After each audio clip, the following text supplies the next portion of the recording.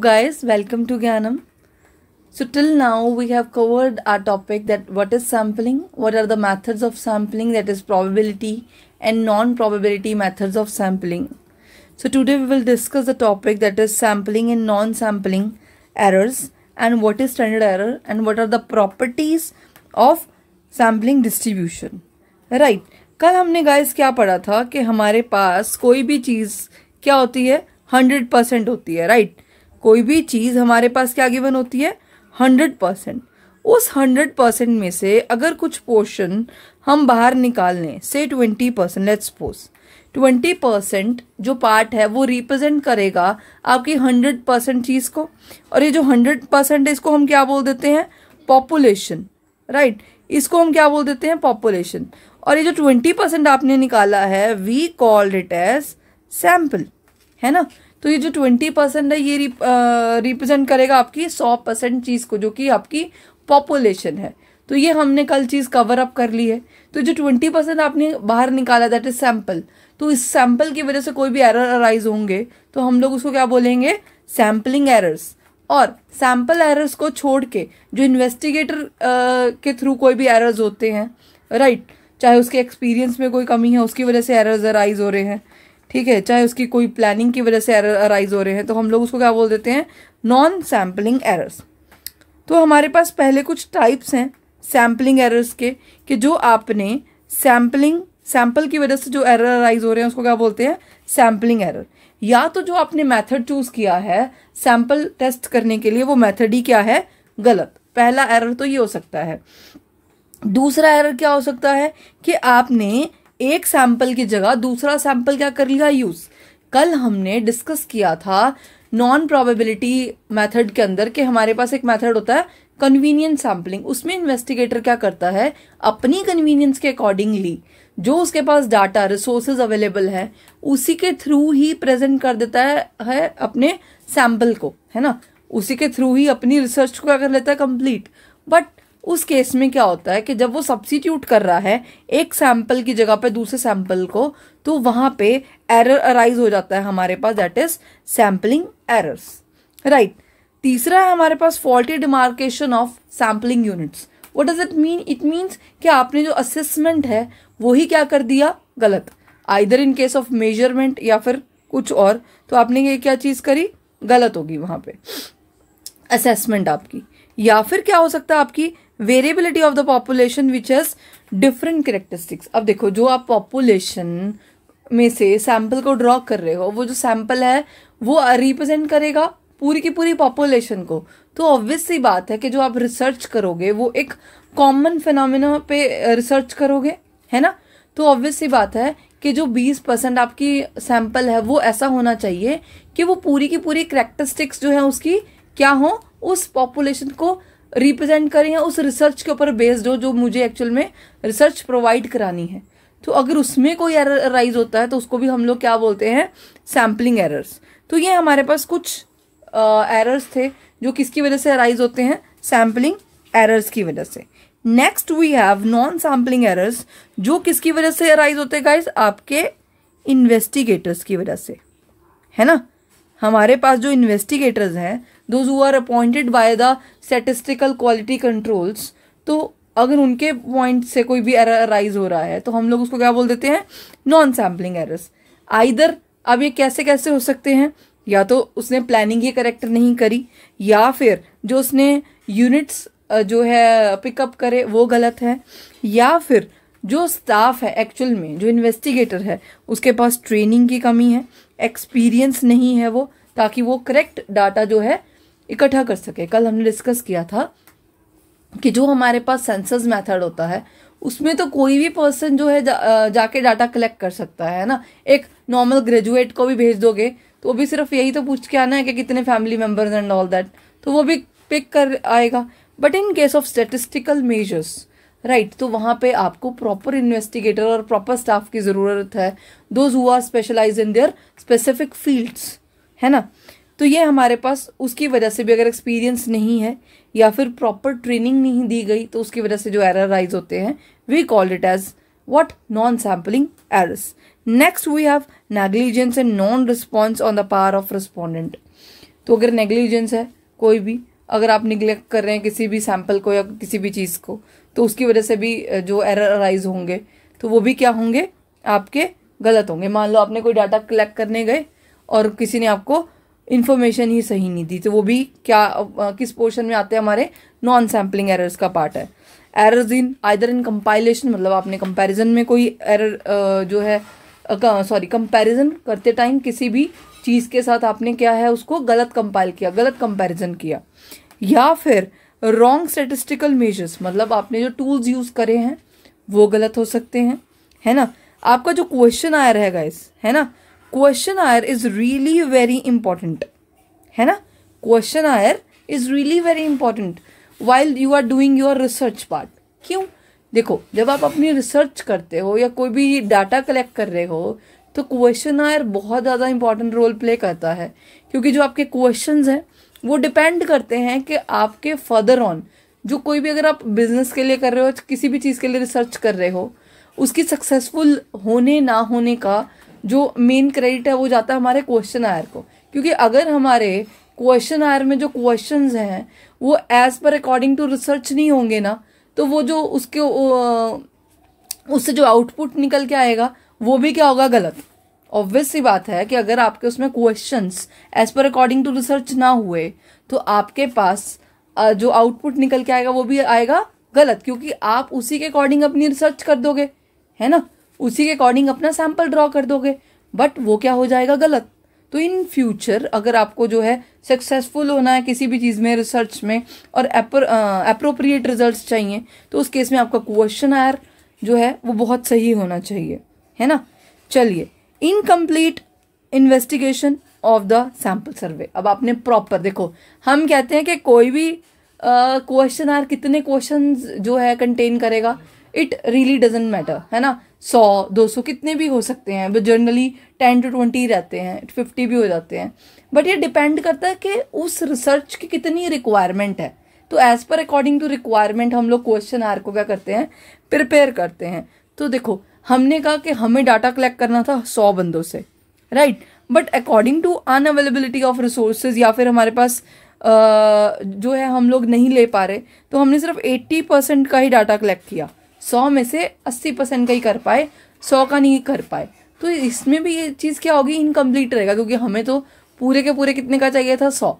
क्योंकि देखो ना, आप अगर 1 लाख बंदे में से 100 बंदे का डाटा कलेक्ट करने को कह रहे हो, देखो 1 लाख तो कर नहीं रहे ना, उस 1 लाख में से वो 100 ही 1 लाख को रिप्रेजेंट कर रहे हैं। अब उस 100 में से भी कम कर दोगे तो एक्यूरेट रिजल्ट्स कैसे आएंगे। So these are the few errors through which we can deduct our non sampling errors. तो कुछ टाइप्स हैं ये नॉन सैम्पलिंग एरर्स के, और किसके हमने डिस्कस किया अभी, सैम्पलिंग एरर्स के। I hope it is clear to you guys. चले, next we have our standard error. अब देखो, आपने मेजर ऑफ डिस्पर्जन में एक चीज पढ़ी थी, क्या पढ़ा था, स्टैंडर्ड डेविएशन। स्टैंडर्ड डेविएशन को शो कैसे करते हो, सिग्मा के साथ, है ना।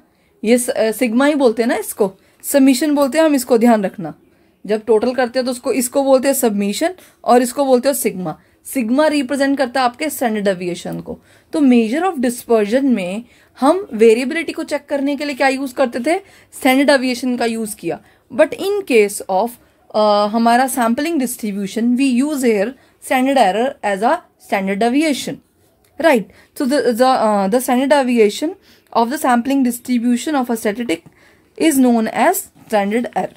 तो यहाँ पे इस केस में, सैम्पलिंग डिस्ट्रीब्यूशन के केस में, हमारा स्टैंडर्ड एरर ही स्टैंडर्ड डेविएशन होता है। और इसको रिप्रेजेंट कैसे करते हो, SE, है ना। अगर मैं बोलूँ स्टैंडर्ड एरर ऑफ मीन है तो कैसे करोगे, स्टैंडर्ड एरर ऑफ मीन, है ना। चले, नेक्स्ट हमारे पास क्या है जी, properties of sampling distribution of means.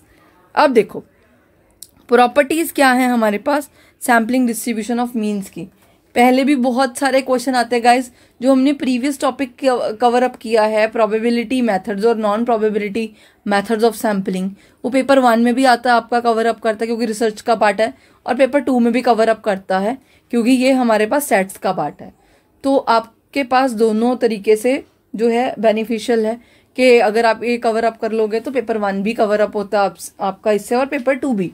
है ना। पेपर 2 में एनालिटिकल क्वेश्चंस आएंगे और पेपर 1 में डायरेक्ट क्वेश्चंस रहते हैं इसके रिगार्डिंग, राइट। वहाँ पे एनालिटिकल नहीं पूछते, पेपर 2 में एनालिटिकल ज़्यादा पूछते हैं। चले, नंबर 1 प्रॉपर्टी हमारे पास क्या है, the mean of the sampling distribution of mean is equal to the population mean. देखो, सबसे पहली बात हमने क्या सीखा कि हमारा मीन रिप्रेजेंट करते हो एक्स बार के साथ, है ना। इन case of measure of standard tendency आप मीन को कैसे रिप्रेजेंट करते हो, एक्स बार के साथ। बट मैंने आपको पहले ही बोला था कि इन केस ऑफ स्टैटिस्टिक्स हमारी जो फॉर्मूलाज हैं और उसके अंदर जो हम एब्रीवेशन यूज करते हैं, इधर राइट एक्स बार बोल लो आप, उसको सबमिशन एक्स बोलो, सबमिशन एफ बोलो, उस हर एक का एक इंडिविजुअल मीनिंग है कि वो क्या चीज डाटा को रिप्रेजेंट करेगा। तो same here in case of our sampling distribution, आपने जब मेजर ऑफ सेंट्रल टेंडेंसी किया ना, वो आपने पूरी पॉपुलेशन का देखा, है ना। But in case of sampling distribution जब आप सैंपल का देख रहे हो तो ऑब्वियस सी बात है उसके जो मीनिंग्स हैं, जो आपने फॉर्मूला पढ़े उसके कुछ ना कुछ क्या हो जाएंगे, लिटिल बिट चेंज। तो लेट्स सी, सबसे पहले क्या बोल रहा है कि हमारे पास क्या है जी, कि the mean of the sampling distribution of mean is equal to the population mean mu. Symbolically उसको रिप्रेजेंट कैसे करोगे गाइस, कि हमारे पास क्या है यहाँ पे, कि जो म्यू है हमारा दैट इज म्यू एक्स बार, है ना। जो हमारे पास म्यू एक्स बार है वो किसके बराबर होगा, म्यू के, है ना। और अब जो म्यू एक्स बार है वो होता क्या आपके पास, म्यू एक्स बार होता है हमारे पास कि जो हमारा पॉपुलेशन का जो साइज है ना, ये म्यू होता है मेरे पास पॉपुलेशन का मीन किसके बराबर है, सैम्पलिंग डिस्ट्रीब्यूशन ऑफ मीन के बराबर। तो पहली प्रॉपर्टी क्या बोलती है कि जो मेरा पॉपुलेशन है ना, जो मेरा पॉपुलेशन मीन है दैट इज म्यू, ये बराबर है हमारे सैम्पलिंग डिस्ट्रीब्यूशन ऑफ मीन के, जिसको हम रिप्रेजेंट करते हैं म्यू एक्स बार के साथ। सी, जो हमारा पहली प्रॉपर्टी हमें क्या बोलती है कि हमारे पास जो हमारा म्यू एक्स बार है वो किसके बराबर है, म्यू के बराबर। जो हमारा म्यू है उसका क्या मतलब है, पॉपुलेशन मीन है हमारे पास। क्या है हमारे पास, वो population mean. In case of जो हमारा म्यू एक्स बार है वो हमारा सैम्पलिंग डिस्ट्रीब्यूशन ऑफ मीन है ना। तो इसका मतलब क्या हो गया कि जो सैम्पलिंग डिस्ट्रीब्यूशन ऑफ मीन है वो किसके बराबर है, पॉपुलेशन मीन के बराबर है, दैट इज म्यू के बराबर है। तो पहली प्रॉपर्टी तो ये होगी। दूसरी प्रॉपर्टी क्या बोलती है, the standard error of the sampling distribution of mean is obtained as. अब इसको कैसे कंप्यूट करोगे, इसको कैसे कंप्यूट करते हैं हम लोग, सी यहाँ पे कैसे कंप्यूट करेंगे हम लोग, यहाँ पे हमारे पास फॉर्मूला है जी, standard error of mean is equal to standard deviation upon क्या, अंडर रूट एन। ध्यान रखना कि जो स्टैंडर्ड एरर है सैम्पलिंग डिस्ट्रीब्यूशन के अंदर आप लोग कैसे कंप्यूट करते हो, स्टैंडर्ड डेविएशन अपॉन क्या, अंडर रूट ऑफ एन। अगर आपके पास वेरिएंस गिवन होगा, अगर आपके पास वेरिएंस गिवन है तो उसका क्या कर लेना, अंडर रूट आपके पास निकल के क्या आ जाएगा, स्टैंडर्ड डेविएशन, राइट। ये तो वो केस हो गया जब आप क्या करते हो, विद रिप्लेसमेंट का केस करते हो।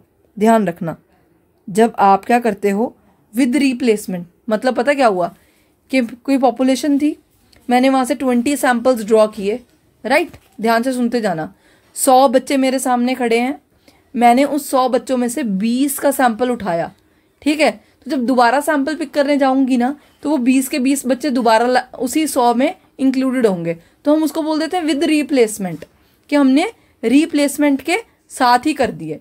बट अगर ऐसा ना हो, मैंने क्या किया, दूसरा केस क्या हो सकता है कि 100 बच्चों का डाटा अवेलेबल है मेरे पास, उस 100 में से मैंने पहले पिक किए 20 बच्चे, राइट। अब जब मैं नेक्स्ट रिसर्च करूंगी ना या नेक्स्ट सैंपल पिक करूंगी तो मैं वो 100 बच्चे नहीं लूंगी। Are you getting my point, कि अब मेरे पास कितने बच्चे रह जाएंगे अवेलेबल, 80 स्टूडेंट्स अवेलेबल होंगे अब, क्योंकि वो 20 का डाटा मैं विद रिप्लेसमेंट नहीं विदाउट रिप्लेसमेंट करूंगी। तो उस केस में हम लोग ये वाला फॉर्मूला नहीं लगाते। उस केस में जब आपके पास पॉपुलेशन क्या होती है, हमारे पास फिनाइट पॉपुलेशन है ना, हमारे पास पॉपुलेशन क्या है, फिनाइट है, और आप कौन सा केस कर रहे हो, विदाउट रिप्लेसमेंट का, याद रखना कौन सा केस कर रहे हो, विदाउट रिप्लेसमेंट का, उस केस में आपका स्टैंडर्ड एरर फ्रॉम मीन क्या रहता है, स्टैंडर्ड डेविएशन अपॉन क्या, अंडर रूट एन। ये तो पहले करके आए, यहाँ पे एक चीज इंक्लूड क्या हो जाती है, ये चीज capital N minus small n upon क्या, कैपिटल एन माइनस 1।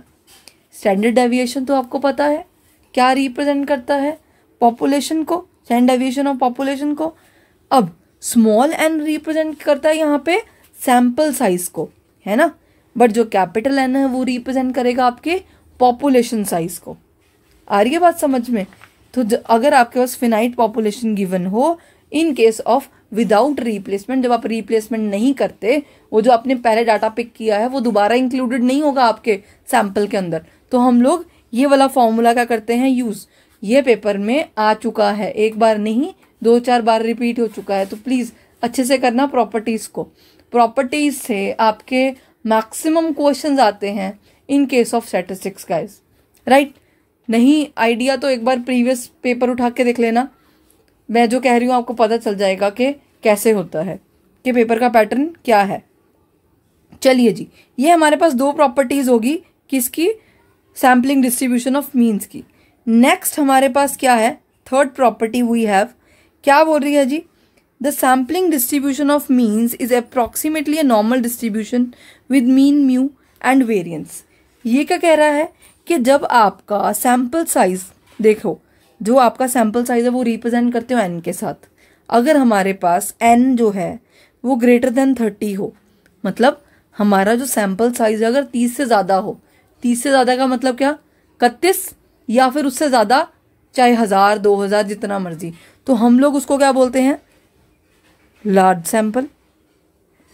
अगर हमारा sample size n less than और इक्वल टू 30 हो, ध्यान रखना लेस देन और इक्वल टू 30 हो, तो हम लोग उसको क्या बोलते हैं, स्मॉल सैंपल साइज, है ना, स्मॉल सैंपल साइज बोलते हैं उसको। बट यहाँ पे जो प्रॉपर्टी है वो किसके लिए है, लार्ज सैंपल के लिए, जो कि आपका एन क्या है, ग्रेटर देन 30। तो अगर आपके पास लार्ज सैंपल है, उस केस में आपका नॉर्मल डिस्ट्रीब्यूशन विद मीन वो क्या रहेगा, म्यू, और क्या रहेगा, वेरिएंस। स्टैंडर्ड डेविएशन को सिग्मा के साथ डिनोट करते हो, वेरिएंस को डिनोट करेंगे स्टैंडर्ड डेविएशन के स्क्वायर के साथ। तो ध्यान रखना, in case of sampling distribution when your n is greater than 30, that is in case of large sample, तो आपका जो नॉर्मल डिस्ट्रीब्यूशन है वो क्या रहेगा, दैट इज म्यू। म्यू मतलब क्या, मेरा पॉपुलेशन का मीन क्या है, और क्या होगा, variance, that is standard deviation का square. I hope third property clear होगी हमें। फोर्थ प्रॉपर्टी क्या है हमारे पास, देखो, the following formula is use to find the probability of the sampling distribution of means. अब ये जो प्रॉपर्टी है ये आप कब यूज करते हो, अभी आपने थर्ड प्रॉपर्टी पढ़ी, जब आपके पास क्या होता है, आप एन क्या होता है, ग्रेटर देन 30, तो ये प्रॉपर्टी भी तभी लगती है जब आप क्या लगा रहे हो, जेड टेस्ट। ये जो जेड है ये इसको हम क्या बोलते हैं, हमारा जेड टेस्ट, राइट। फॉर्मूला क्या है मेरे पास, एक्स बार, राइट। एक्स बार मतलब हमारा क्या, पॉपुलेशन का मीन, माइनस, सॉरी सैंपल का मीन, माइनस क्या, population mean, divided by standard error from mean, है ना। तो ये मेरे पास क्या आ जाता है, जेड, इसको हम बोलते हैं जेड टेस्ट।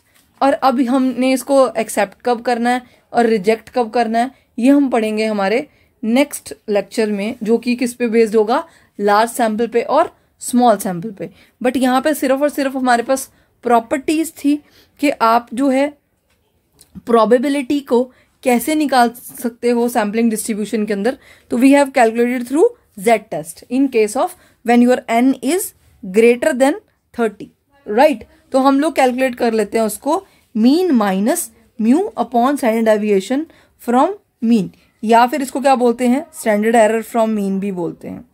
ठीक है बच्चे, इतना आई होप इतना क्लियर हो गया होगा हमें कि जो हमारे पास प्रॉपर्टीज हैं वो क्या क्या बोल रही हैं, और हमारा सैम्पलिंग और नॉन सैम्पलिंग एरर्स क्या हैं हमारे पास, और क्या जी, और क्या किया हमने कि हमारा स्टैंडर्ड एरर क्या होता है, राइट।